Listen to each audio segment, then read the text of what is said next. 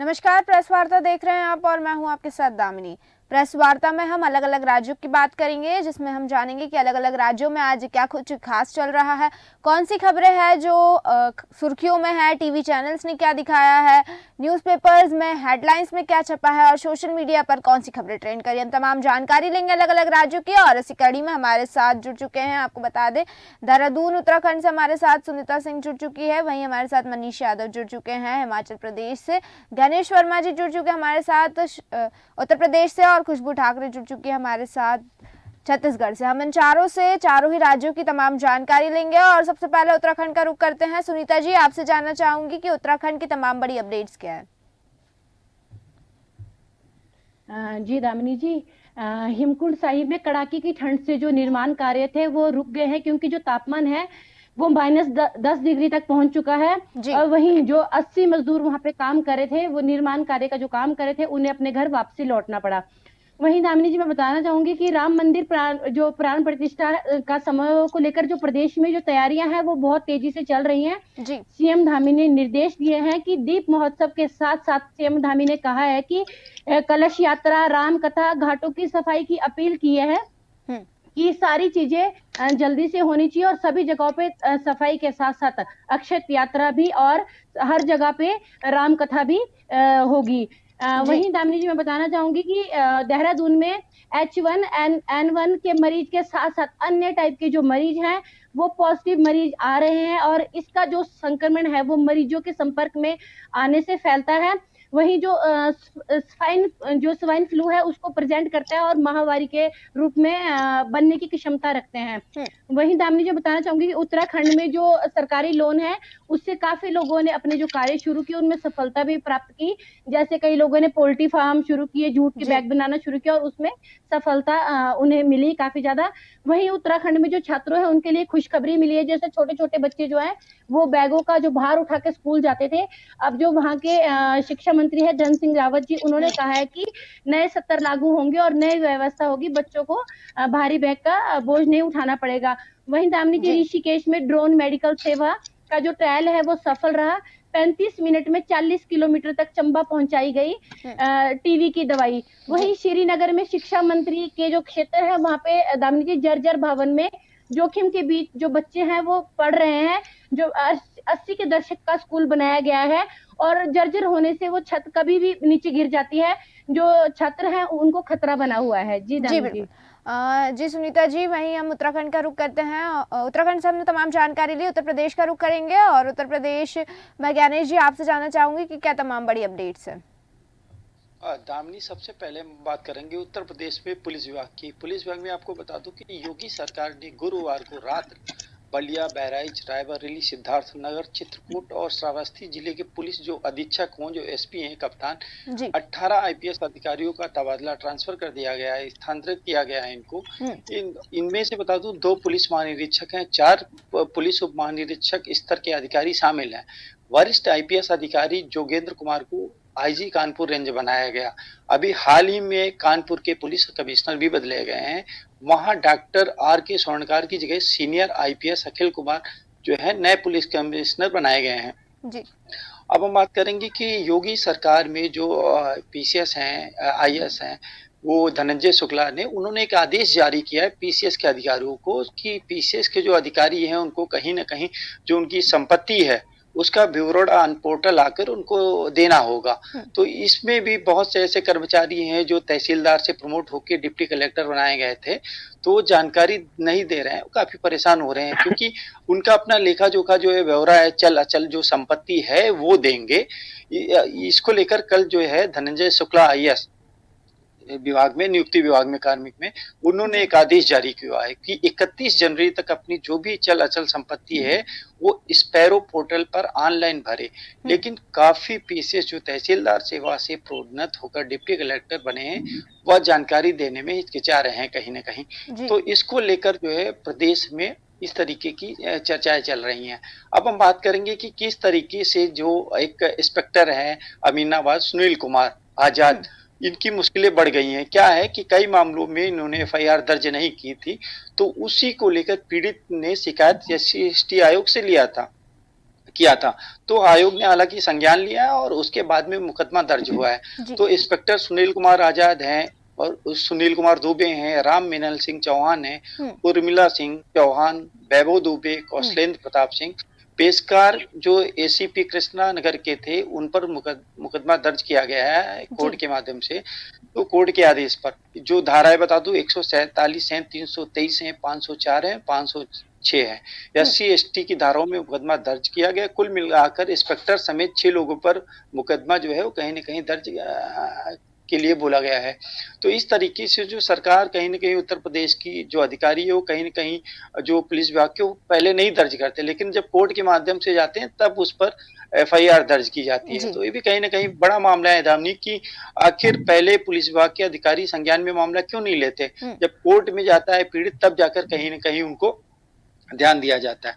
अब हम बात करेंगे राम मंदिर की। तो आखिर की 22 जनवरी को रामलला की प्राण प्रतिष्ठा होनी है, जी। जिसे लेकर जोर शोर से तैयारियां की जा रही हैं और हम्म। इस समारोह को भव्य बनाने के लिए यूपी सरकार और अयोध्या प्रशासन दमखम से जुटा हुआ है। जी। कहीं कोई कसर ऐसी नहीं वो रखना चाहता है, क्योंकि ये राष्ट्रीय स्तर का जो है कहीं प्राण प्रतिष्ठा है, राम मंदिर का निर्माण हो रहा है, हो चुका होने की तैयारी है। तो जी। इसको लेकर राम मंदिर का जो प्रथम तल है बनकर तैयार भी हुआ है, जिसे सजाया और संवारा जा रहा है भव्य तरीके से। तो इसमें पीएम मोदी को श्री राम जन्म तीर्थ ट्रस्ट की ओर से प्राण प्रतिष्ठा कार्यक्रम में मुख्य यजमान के रूप में आमंत्रित किया गया है। जी। यानी इस बात की पूरी संभावना है कि भारत के जो प्रधानमंत्री हैं नरेंद्र मोदी, वो अपने हाथों से रामलला की मूर्ति को गर्भगृह में सिंहासन पर विराजमान करवाएंगे। जी। तो इसके लोग इसी को लेकर मैं बता दूं, जो ओडिशा के जगन्नाथपुरी मठ के शंकराचार्य हैं, स्वामी निश्चलानंद सरस्वती ने इसको लेकर विरोध जताया है।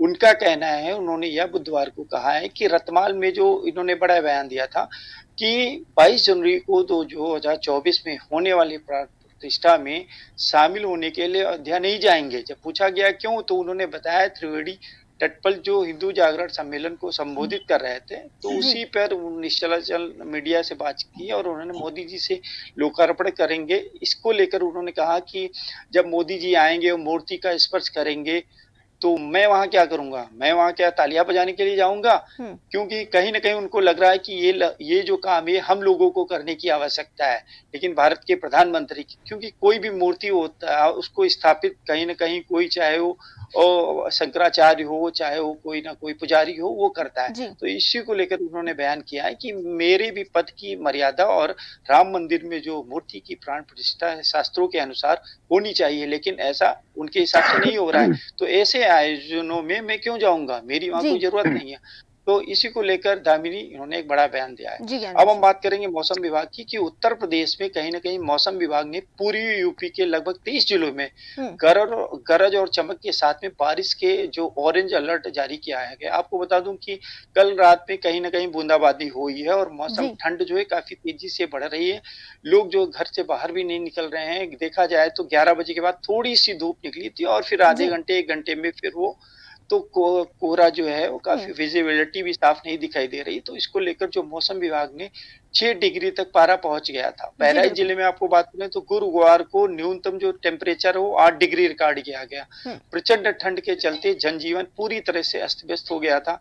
आपको बताऊं कि गुरुवार को गोंडा हो गया है, बहराइच, बलरामपुर, श्रावस्ती जिले में दोपहर 11 बजे तक घना कोहरा छाया रहा दामिनी। दोपहर बाद हल्की धूप निकली, लेकिन ठंड अपने तेवर में पूरी तरीके से दिखता। अगले 24 घंटे में बता दूं मौसम विभाग के ने जो है वो गोंडा, बहराइच सहित पूर्वांचल के जिलों में गरज और चमक के साथ में बारिश के लिए ऑरेंज अलर्ट जारी किया है। अगले 72 घंटे तक मौसम ने जारी किया है कि बेहद मौसम खराब रहने की पूरी संभावना है। तो इस तरीके से मौसम विभाग ने अलर्ट जारी किया है। ज्ञानेश जी, वही खुशबू जी आपके पास आना चाहूंगी, आपसे जानना चाहूंगी कि छत्तीसगढ़ की तमाम बड़ी अपडेट्स और क्या खबरें हैं जो सुर्खियों में है। जी, पहले तो सबसे पहले मुख्यमंत्री का रायपुर राजधानी में विभिन्न कार्यक्रमों का दौरा देखने को मिलेगा। सबसे पहले जो तीरंदाजी प्रतियोगिता जो है उसका आयोजन यहाँ पर साइंस कॉलेज मैदान में हो रहा है, उसका वो शुभारंभ करते नजर आएंगे। इसके बाद जनमानस भवन में एक बैठक होने वाली है जिसमें वो शामिल होते नजर आएंगे। तो आज दो बड़े कार्यक्रम में वो शामिल होते नजर आएंगे। इसके अलावा अगर बात करें तो छत्तीसगढ़ में जो है 6वीं विधानसभा का द्वितीय सत्र की अधिसूचना जो है जारी हो गई है। आगामी फरवरी महीने के 5 तारीख को 1 मार्च तक जो है बजट सत्र चलेगा। इस बजट सत्र में कुल 20 बैठकें होंगी। सत्र की शुरुआत राज्यपाल के अभिभाषण से होने वाली है और वित्तीय कार्य के साथ अन्य शासकीय कार्य भी इसमें किए जाएंगे। तो जी कहीं ना कहीं साई सरकार का पहला बजट भी इस बजट सत्र में पेश होगा। तो कहीं ना कहीं विधानसभा का द्वितीय सत्र काफी रोमांचक रहता दिखाई देगा, क्योंकि विपक्ष और पक्ष दोनों के बीच में काफी बहस भी हो सकती है। कहा जा रहा है कि बजट सत्र काफी खास यहाँ पर होगा। जी वहीं अगर बात करें इस चुनाव में जो बागी पलटने वाली महतारी वंदन योजना जो थी, उसको लेकर जो है लोकसभा में कहा जा रहा है कि लोकसभा चुनाव से पहले वो चालू हो जाएगी। उसके लिए पूरी तरीके से विशुद्ध और साल भर में जो है क्राइटेरिया सेट किया जा रहा है। अधिकारियों को उन्होंने फॉरवर्ड भी कर दिया है कि इसका क्राइटेरिया सेट किया जाए। कहा जा रहा है कि जो महिलाएं व्यापारी वर्ग से आती हैं या फिर जो महिलाएं संपन्न घर से हैं, उन्हें जो है इस महतारी बंधन योजना का लाभ नहीं मिलेगा। जी कहा जा रहा है कि जिन महिलाओं जो गरीबी रेखा से नीचे आती है वो एक क्राइटेरिया सेट किया जाएगा और उन महिलाओं को जो है इसका लाभ यहाँ पर दिया जाएगा। तो 50 लाख महिलाएं जो है इस दायरे में आएंगी। कहा जा रहा है कि अफसर इन योजनाओं का क्राइटेरिया तैयार कर रहे हैं। भाजपा नेतृत्व में सहमति से जो है यहाँ पर मिली है कि पहले जो है लोकसभा चुनाव से पहले इसे लागू कर दिया जाए। और जी अनुपूरक बजट में लगभग 1200 करोड़ रुपए महतारी वंदन योजना के लिए प्रावधान किया गया है। और मध्य प्रदेश की लाडली योजना के लिए जो दहेज के तर्ज पर जो है छत्तीसगढ़ में भी ये महतारी वंदन योजना का क्रियान्वयन किया जा रहा है। उसको लेकर जो है संकेत मिल रहे हैं कि लोकसभा चुनाव से पहले जो है इसे पारित कर दिया जाएगा। और क्योंकि क्राइटेरिया सेट किया जा रहा है किन महिलाओं को मिलना चाहिए, उसको लेकर भी जो है यहाँ पर अगर बात करें तो रजिस्ट्रेशन शुरू हो चुका है। महिलाएं रजिस्ट्रेशन करने जाएंगी और 20% महिलाएं ऐसी होंगी जो संपर्क वर्ग से आती है, उन्हें जो है इस महतारी वंदन योजना का लाभ नहीं मिलेगा। जिन महिलाएं जो कृषि वर्ग से आती हैं, जो घरेलू महिलाएं हैं या किसी घर में 4 महिलाओं का राशन कार्ड अलग अलग है, जी उसका जो है क्राइटेरिया यहाँ सेट किया गया है। घर की सिचुएशन कैसी है उसको लेकर जो है यहाँ पर अफसरों को तलब किया गया है। उसके बाद लोकसभा चुनाव से पहले महतारी वंदन योजना जो है शुरू हो जाएगी। वही जी अगर बात करें तो मैनपाट में जो है कहा जा रहा है कि मैनपाट में रोड बनेगा और मॉल रोड बनेगा और राज्य में फिर से कुंभ मेला शुरू किया जाएगा। 12वीं तक मुफ्त किताबें मिलेंगी। जी युवाओं को फ्री कोचिंग, छात्रों को बस किराया 500 देने की तैयारी भी यहाँ पर की जा रही है। तो प्रदेश के नए स्कूल शिक्षा मंत्री बृजमोहन अग्रवाल ने जो है कल अफसरों से बैठक भी की और मुफ्त जो किताबें है वो प्रदान की जाएगी, ये कहा है। इसके अलावा 9वीं कक्षा के सभी छात्रों को निःशुल्क साइकिलें प्रदान की जाएगी, कहा गया है। तो विभागीय अधिकारियों की बैठक के बाद जो है उन्होंने अधिकारियों को दिशा निर्देश यहाँ पर दिए हैं। जी शिमला मनाली की तर्ज पर जो है मैनपाट और रामगढ़ में 5 वहां पर किया जाएगा, कहा जा रहा है। तो मैनपाट जैसे हिल स्टेशन जो कि छत्तीसगढ़ का शिमला भी कहा जाता है, वहां पे जो है एक विकास की तर्ज पर जो है वहां पर रोड बनाई जाएगी। कहा जा रहा है कि मॉल रोड बनेगा जो जी काफी खूबसूरत रहेगा। और कहीं ना कहीं मनाली की तर्ज पर जो है यहाँ पर रोड बनेगी। सरगुजा के रामगढ़ और छत्तीसगढ़ में भी स्थानों का विकास और हिल स्टेशन के रूप में इसका प्रयोग किया जाएगा। पर्यटन स्थलों और मेले महोत्सव के विकास पर फोकस किया जाएगा, कहा जा रहा है। तो सिद्धपुर वर्ल्ड हेरिटेज साइट में जो है उसको शामिल करने की बात की जा रही है। तो जी प्रदेश में पर्यटन का उद्योग बढ़ाने के लिए जो है उन्होंने देश में व्यवसाय और बढ़ावा दिया जाएगा और सिद्धपुर को वर्ल्ड हेरिटेज साइट में शामिल करने का भी प्रयास यहाँ पर किया जाएगा। पर्यटन के राज्य की छवि को बेहतर बनाने के लिए छत्तीसगढ़ राज्य मार्केटिंग सेल की स्थापना भी करेगा। तो यहाँ पर जी बिल्कुल रिक्त पदों के लिए भी 7 दिन बनाए जाएंगे नियम। तो ये भी कहा गया कि बहुत से दिशा निर्देश उन्होंने कल अधिकारियों को दिए। राज्य के 100 कॉलेजों में अंग्रेजी माध्यम की शिक्षा खोलने की प्रणाली यहाँ पर है। उच्च शिक्षा की पहले 7 दिन से अधिक नहीं रोकी जाएगी। रिक्त पदों के लिए 7 दिनों के भीतर भर्ती नियम बनाए जाएंगे। विभागों का सेटअप रिविजन करने के निर्देश उन्होंने दिए हैं। जी महिलाओं को बीएससी कृषि में शामिल करने की तैयारी यहाँ पर की गई है। इसके अलावा अगर बात करें तो जो मंत्रियों को जिस तरीके से बंगला यहाँ पर दिया गया है, तो कल जो है पूर्व स्वास्थ्य मंत्री यानी कि स्वास्थ्य मंत्री रहे श्याम बिहारी जायसवाल जी पूर्व मंत्री यशु डहरिया जी के बंगले में गए। वहां जी पर उन्होंने देखा कि अपने से सीसीटीवी भी गायब है, साथ ही AC, sofa, TV, modular kitchen का सामान भी जो है गायब दिखा। देखकर वो काफी भड़कते भी नजर आए। कहा कि लूट खसोट यहाँ पर की गई है बंगले का निरीक्षण करने के बाद स्वास्थ्य विभाग के मंत्री ने मीडिया से चर्चा करते हुए कहा कि जमकर लूट खसोट हुई है, इसकी जांच करवाई जाएगी। बंगले की सारी चीजें गायब हो चुकी है, जिसकी रिकवरी की जाएगी। जरूरत पड़ी तो कुर्की तक करवाएंगे। उन्होंने कहा कि इस मामले में पुलिस से शिकायत भी की जाएगी। तो जब कल वो निरीक्षण करने पहुंचे बंगले में, तो काफी चीजें उन्हें गायब नजर आई। कई जो है एसी की जगह जो है खाली नजर आई, कई जगह जो टीवी थी वो भी गायब नजर आई। तो कहीं ना कहीं धक्के में वो नजर आए कि इस तरह से जो है उन्हें वो बंगला दिया गया। उसके बाद वो जब किचन में गए तो किचन में भी बहुत सारी चीजें गायब थी। उसको लेकर उन्होंने जो है कहा कि पुलिस से शिकायत की जाएगी और कुर्की भी की जाएगी। इसके अलावा अगर बात करें तो सरकार बदली तो 24 अफसरों का कद घटा और 17 का बढ़ा। तो यहाँ जिन पर जो है बीजेपी ने आरोप लगाया था उन्हें जो है ट्रांसफर किया गया। के चुनाव में भाजपा ने शिकायत की थी, उन्हें भी हटाया गया। तो अफसरों का भी यहाँ पर कद बढ़ाया गया। पी दयानंद सचिव का जो है यहाँ पर कद बढ़ाया गया। शाहला ने कहा था पंचायत से लेकर कृषि सचिव के स्थान पर 3 बड़े पद दिए गए। असम में आप दी तो लगातार जो है कई कलेक्टरों का यहाँ पर तबादला भी किया गया और कहा जा रहा है कि आने वाले समय में अभी भी जो है कई अफसरों को बदला जाएगा। ये सब जो है बदले जाने वाले हैं। वहीं अगर बात करें तो छत्तीसगढ़ में 536 किलोमीटर की न्याय यात्रा करते नजर आएंगे राहुल। 7 दिनों से ये गुजरेगी, उसकी तैयारी जो है यहाँ पर कर ली गई है कांग्रेस के द्वारा। राहुल गांधी की भारत जोड़ो यात्रा जो रोड मैप है वो तैयार हो गया है। मणिपुर से महाराष्ट्र की यात्रा छत्तीसगढ़ से भी होकर अब गुजरेगी।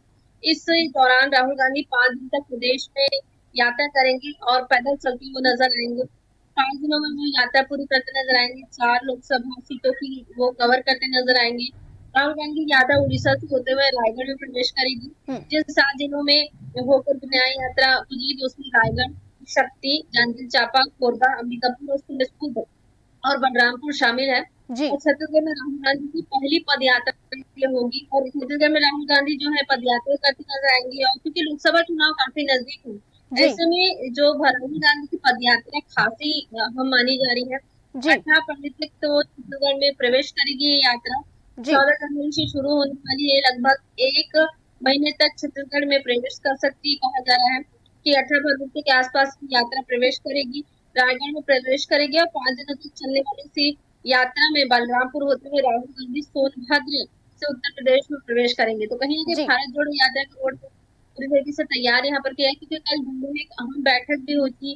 बैठक के बाद जो है तमाम जो वरिष्ठ मंत्री है छत्तीसगढ़ के, उन्होंने राहुल गांधी से मुलाकात भी की और उन्हें आमंत्रित भी किया। साथ ही की जो तैयारियां उसके रोड मैप की भी उन्होंने पूरी जानकारी यहाँ पर दी। तो कहीं ना कहीं भारत जोड़ो यात्रा जो है देखने को मिलेगी और यहाँ पर राहुल गांधी जो है 5 दिन तक रहेंगे और पैदल यात्रा करते नजर आएंगे। तो कहीं ना कहीं अच्छा इम्पैक्ट भी यहाँ पर देखने को मिलेगा। खुशबू जी, अगर बात करें खुशबू जी, मैं आपको यहाँ रोकना चाहूंगी। हिमाचल प्रदेश का रुख करना चाहूंगी इस वक्त और मनीष यादव जी आपसे जानना चाहूंगी कि हिमाचल प्रदेश की तमाम बड़ी अपडेट्स क्या है। बिल्कुल दामिनी, अगर हिमाचल प्रदेश की बात करूं तो हिमाचल प्रदेश के डीजीपी के ट्रांसफर पे सुप्रीम कोर्ट ने रोक लगा दी है। हालांकि आपको बता दूं कि सीजेआई चंद्रचूड़ की अगुवाई वाली पीठ ने जिस तरीके से हाई कोर्ट से 26 दिसंबर के आदेश वापस लेने की कुंडू की याचिका पर जो है 1 सप्ताह में सुनवाई कर उस पर जो है फैसला लेने की बात कही है। आपको बता दूं दामिनी कि सुप्रीम कोर्ट ने बुधवार को हिमाचल प्रदेश के हाई कोर्ट के उस आदेश पर रोक लगा दी है जिसमें पालमपुर के एक व्यवसायी के द्वारा जिस तरीके से शिकायत के मद्देनजर राज्य सरकार को पुलिस महानिदेशक जो डीजीपी है संजय कुंडू को स्थानांतरित करने का निर्देश दिया गया था।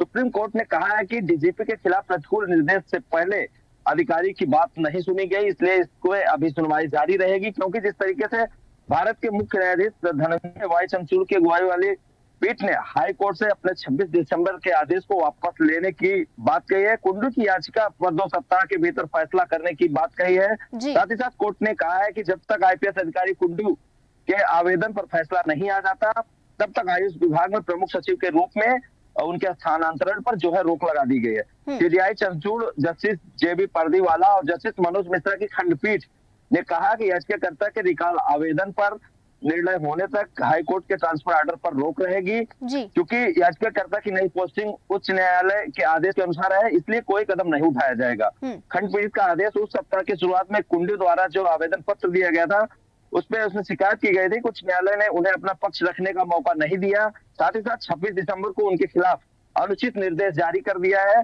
जी। 26 दिसंबर को हिमाचल हाई कोर्ट ने राज्य सरकार को राज्य पुलिस प्रमुख और कांगड़ा के पुलिस अधीक्षक को स्थानांतरित करने का निर्देश दिया था, हम्म, ताकि वे पालमपुर के व्यवसायी निशांत शर्मा की जबरन वसूली और उनकी जान को खतरा होने की शिकायत की जांच को प्रभावित न कर सके। जी। तो 28 अक्टूबर को दायर अपनी शिकायत में पालमपुर के व्यवसायी निशांत शर्मा ने आरोप लगाया था कि उन्हें उनके परिवार को और संपत्ति को व्यापारिक भागीदारों में जिस तरीके से खतरा बना हुआ है, उस पे ये जो है कई गंभीर आरोप लगाए थे।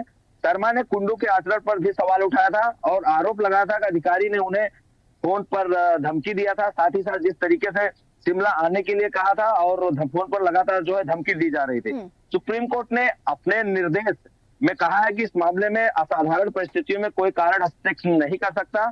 साथ ही साथ विशेष रूप से जब तक प्रतिवादी गृह सचिव ने मामले में जो प्रस्तुत सामग्री पर आके जो इस तरीके से लोगों की निगाहें जमी हुई है, और हाईकोर्ट ने अपने आदेश में कहा था कि डीजीपी को अन्य पदों पर स्थानांतरित किया जाए जहां की उन्हें कथित जांच से प्रभावित करने का कोई अवसर न मिले। साथ ही साथ इसके बारे में मंगलवार को राज्य सरकार ने कुंडू को आयुष विभाग में प्रधान सचिव के पद पर तैनात करने का जो है जिम्मेवारी दिया है। साथ ही साथ मैं बता दूं, हाईकोर्ट के आदेश की आलोचना करते हुए कुंडू का प्रतिनिधित्व कर रहे वकील मुकुल रोहतगी ने बुधवार को पीठ के समक्ष जिस तरीके से अपना पक्ष रखा और इस बातों पर जोर दिया कि कुंडू 4 महीने से भी कम समय में सेवानिवृत्त होने वाले हैं और वर्तमान प्रकृति का एक प्रतिकूल उनके आदेश 35 साल का जो उनका रिकवरी वो स्टेटमेंट है उसको भी कई बार खराब होने की संभावना जताई गई है। उनके वकील ने साफ तक कहा है कि कुंडू ने की ओर से जिस तरीके से एक बात में उलझे थे, उनको लेकर इस तरीके के तमाम जो है चर्चाएं की जा रही है, तमाम जो आरोप प्रत्यारोप लगाया जा रहा है, उसको लेकर कहीं ना कहीं सुप्रीम कोर्ट जो है ये अलर्ट मोड पर नजर आ रही है और हाई कोर्ट का आदेश को रद्द करने की बात की है। और साफ तौर पे सुप्रीम कोर्ट का कहना है कि जब तक इस अधिकारी डीजीपी जो है हिमाचल प्रदेश के डीजीपी, जब तक उनका पक्ष नहीं सुन लिया जाएगा तब तक इस प्रकरण में कोई फैसला नहीं दिया जाएगा। साथ ही साथ मैं आपको बता दूं, दोनों पक्ष के उनकी बात जो संविवादित आदेश जो दिया गया है पारित करने से को नहीं सुना गया है, इसलिए इसका जो है वकीलों की बात सुना और डीजीपी बात सुनने का फैसला लिया जाए। जी, आप सभी का बहुत बहुत शुक्रिया हमारे साथ इस चर्चा में जुड़ने के लिए। समय की कमी के चलते हम इस चर्चा को यहीं विराम देंगे और जिस तरह से आपने देखा कि हमने हिमाचल प्रदेश, छत्तीसगढ़, उत्तराखंड और उत्तर प्रदेश चारों ही राज्यों की तमाम बड़ी अपडेट्स ली। चारों ही राज्यों में क्या कुछ खास चल रहा है और कौन सी खबरें सुर्खियों में है इस वक्त, तो तमाम जानकारी लिए हम फिर लौटेंगे ऐसे ही अलग अलग राज्यों की तमाम अपडेट्स आपके लिए लेकर। तब तक देखते रहिए देश न्यूज। नमस्कार।